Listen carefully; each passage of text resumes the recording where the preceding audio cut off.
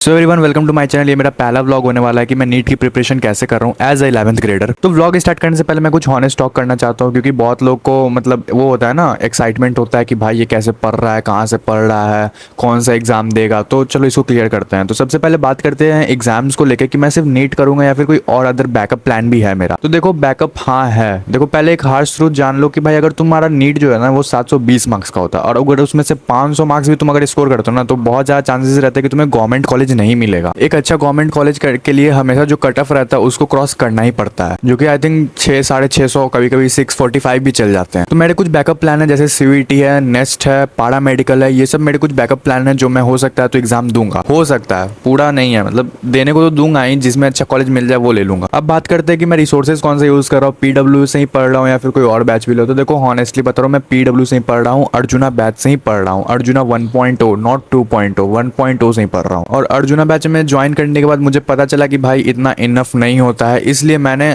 कुछ कुछ बुक जो होते हैं वो एक्सटर्नल जैसे एच.सी. वर्मा ये सब बाई किया है। तो चलो व्लॉग को स्टार्ट करते हैं, क्योंकि अभी सुबह का टाइम हो रहा है एंड अभी बहुत सारा टारगेट है मेरे, उसको पूरा करते हैं एंड देखते हैं कि रात रात तक हम लोग कितने आवर्स में मतलब पढ़ाई कर लेता हूँ। Let's go. तो भाई ये है मेरा नेवर गिव अप वाला डायरी, जिसमें मैं अपना टारगेट बनाता हूँ डेली का। वैसे मेरा पुराना आदत है कि मैं टारगेट बना लेता हूँ, भले पुराना हो वो बात अलग है, लेकिन बनाना ज़रूरी रहता है। वैसे ऐसा एक भी दिन नहीं है जिसमें मैं इस डायरी में कुछ लिखता नहीं हूँ, मतलब चाहे एक दो टिक कम ही लग जाए, लेकिन हाँ ठीक है, लिखना तो ज़रूरी है भाई। पता नहीं ये आदत मुझे कब से लगी है, लेकिन हाँ अच्छी आदत है ये। तो अभी के लिए मैंने एक दो तीन टारगेट बनाए थे एंड पता नहीं एंड तक मेरे से ये टारगेट हो पाएगा कि नहीं, चलो देखते हैं।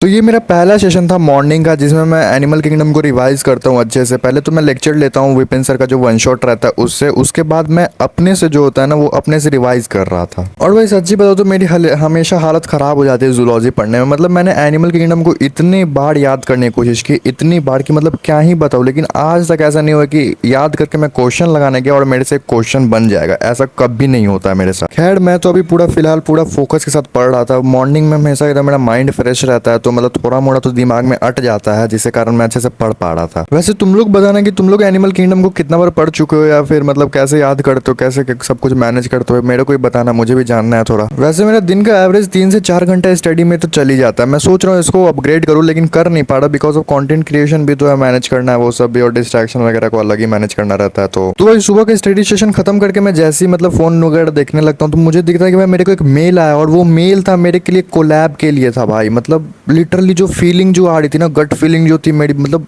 सोच नहीं पा रहा था कि भाई कंटेंट क्रिएट करने का मुझे इतना बेनिफिट मिलेगा, मुझे अब भी रियलाइज हो रहा था। मतलब एक ब्रांड ने मेरे को रीच आउट किया फॉर कोलैबोरेशन। मतलब भाई साहब मुझे उसे माइंड में कुछ नहीं पता चल रहा था, बस इतना ही चल रहा था कि शिवम तू बना कंटेंट, चाहे लोग कुछ भी बोले या तू कितना भी डिमोटिवेशन हो जाए तेरे को, लेकिन तू बना। फिर भाई मैं कुछ सोचता नहीं हूँ ज़्यादा कुछ, मैं चुपचाप मैगी बना के अपना सेलिब्रेट कर लेता हूँ अकेले में, क्योंकि सबसे क्या ही बोलना चलना कि भाई मेरे को ब्रांड कोलैब है, ब्रांड कोलैब है। पता चला कल तक को ब्रांड बोले कि भाई मुझे आपके साथ काम ही नहीं करना, तो लो हो गया। इसलिए मैं भाई अपने अकेले में सेलिब्रेट करने लगता हूँ। एंड देन भाई मैं शाम में अपनी बॉटनी की लाइव क्लास ज्वाइन कर रहा था। अभी न्यू चैप्टर स्टार्ट हुआ था, द लिविंग वर्ल्ड करके, और ये मतलब मुझे थोड़ा इजी चैप्टर लग रहा था, पता नहीं क्यों। वैसे तो मैं ज़्यादातर फोकस लेक्चर पे कर रहा था, मतलब कंटेंट उतना शूट नहीं कर रहा था, लेकिन हाँ लेक्चर पे मेरा पूरा फोकस था। वैसे सच बताओ तो मेरा सेकंड चैप्टर का बैकलॉग लग चुका है। आई डोंट नो मतलब कैसे लगा, क्यों लगा, मेरे को कुछ समझ नहीं आ रहा था। मतलब कंसिस्टेंसी उतना मेंटेन नहीं हो पा रहा है मुझसे आजकल, लेकिन मैं ट्राई कर रहा हूँ अपने से जितना हो सके। मैं उतना डिसिप्लिन रहता हूँ, मतलब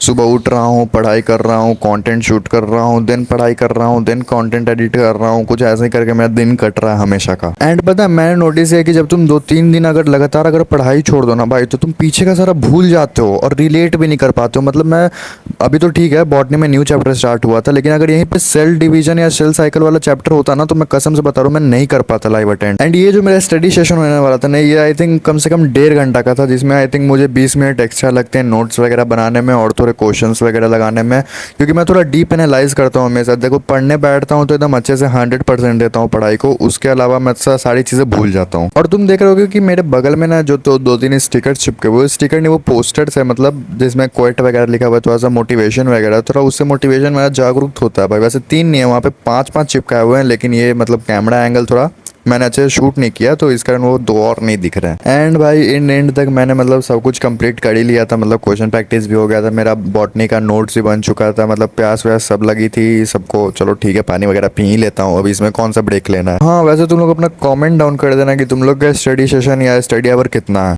बॉटनी करने के बाद भाई मैं बैठा था फिजिक्स करने, मतलब पूछो मत यार, मतलब फिजिक्स में मैं सच्ची में बहुत माथा खराब होता है, मुझे पता नहीं क्यों। मतलब फिजिक्स में मतलब कोई कह देना यार बॉटनी जूलॉजी फिजिक्स केमिस्ट्री क्या लोगे भाई, मैं तीनों सब्जेक्ट ले लूँगा लेकिन फिजिक्स नहीं लूँगा। वैसे देखो फिजिक्स में सलीम सर है, बहुत अच्छे टीचर है, आई रिस्पेक्ट, मतलब सच्ची में बहुत अच्छे टीचर है, समझ भी आता है मेरे को। लेकिन मुझे क्वेश्चन प्रैक्टिस से बहुत नफरत है, बहुत ज़्यादा। जब आंसर तुम्हारे गलत आते हैं ना, मतलब इतना गंदा फीलिंग आता है ना कि मन करता है कूद उद के मर जाए भाई, इतना गंदा नोट्स बनता है। ये देख सकते हो कितना गंदा मैंने नोट्स बनाया है यार। मैंने क्वेश्चन प्रैक्टिस भी बहुत की थी एंड आई थिंक 2 घंटा मेरे को फिजिक्स में तो लग ही गया था। वैसे आज पीडब्ल्यू की तरफ से मुझे पार्सल आया था, मतलब आया नहीं था, मतलब मैंने ऑर्डर किया था। और सच्ची बताओ तो यार इसकी पैकेजिंग कितनी अच्छी लग रही है, देखो कितना मोटा है, मतलब बुक भाई, मतलब बाहर से इतना मोटा दिख रहा है, अंदर से कितना होगा चलो देखता हूँ। तो हम लोग अपनी छुरी निकाल लेते हैं, मतलब ये छुरी नहीं है, मतलब ये पेपर कटर है, चलो इसको छुरी बोल रहा था, वैसे सही लगता है, मतलब फीलिंग आती है भाई छुरी बोलने में। तो मैं अभी एकदम प्रो तरीके से इसको एकदम अनबॉक्स करने वाला था, मतलब ये देख सकते हो, मतलब कैसे मैं इसको एकदम बारीकी से कट कर रहा था, मतलब ऐसे किसी जिंदा लाश को कट करूँ यार। छोड़ छोड़ हटाओ, कुछ ज़्यादा ही मतलब पता चलो कॉपीराइट वगैरह आ गया या फिर यूट्यूब स्ट्राइक मार देगा ऐसी चीज़ें बोलूँगा। तो ये देखो मेरा बुक जो इतना अच्छा है, पीडब्ल्यू की तरफ से मैंने ये किया था। एंड वाह कितना मोटा है यार ये, वाह वाह वाह। चलो तब इसकी भी अनबॉक्सिंग कर देते हैं। मतलब डब्बे के अंदर डब्बा, मतलब समझ रहे हो, वो लोग कहावत हो गया ना, डब्बे के अंदर डब्बा डब्बे में केक, एंड आगे तुम लोगों को पता ही है। तो इसको मैं अच्छे से अनबॉक्स कर लेता हूँ एंड देखते हैं कि भाई कौन सा बुक है। चलो स्टार्ट करते हैं। और ये रहा मेरा एनसीईआरटी पंच। वैसे इसका कॉम्बो आ रहा था जिसमें 3 बुक्स थे, मतलब केमिस्ट्री और फिजिक्स की भी थी, लेकिन मेरे को बायो का ही चाहिए था बिकॉज मेरे पास फिंगर टिप्स थी ऑलरेडी फिजिक्स और केमिस्ट्री के, जिससे मेरे एमसीक्यू प्रैक्टिस हो जाते, बस बायो की नहीं थी। तो सोचा चलो बायो के लिए देख लो। तो मुझे यहाँ ये बुक मिला था एनसीईआरटी पंच, जो मैं देख रहा था, डॉक्टर विपिन कुमार शर्मा यानी कि विपिन सर की बुक थी ये, और बहुत अच्छी लग रही थी मुझे ऊपर से भी, और इसका कंटेंट भी मेरे को सही लग रहा था काफ़ी। वैसे बुक तो काफ़ी मोटी थी यार, खैर ये मोटी इसलिए थी क्योंकि इसमें 11th और 12th दोनों था, इसलिए मतलब इतना तो कुछ ज़्यादा ही भारी भड़कम सा बुक है। मतलब सुसाइड करने का मन हो तो भाई कूदने की कोई जरूरत नहीं है, इसको अपने माथा पे मार लो तुम मर जाओगे, ऐसा हाल है यहाँ पे। खैर बुक बहुत सही है, ये फ्लिपकार्ट और अमेजोन पे बेस्ट सेलर भी रह चुका है, मतलब सच्ची बताओ मतलब अच्छा बुक था ये। मतलब चलो फिर इसका कंटेंट जैसे मैं देखता हूँ, मैं देखता हूँ कि अरे भाई साहब इसमें तो मेरे से कुछ बनेगा ही नहीं, तो मैं क्या करूँगा, छोड़ो कल बनाऊंगा। चलो तब तक के लिए बाय, आज मेरा ये व्लॉग खत्म होता है।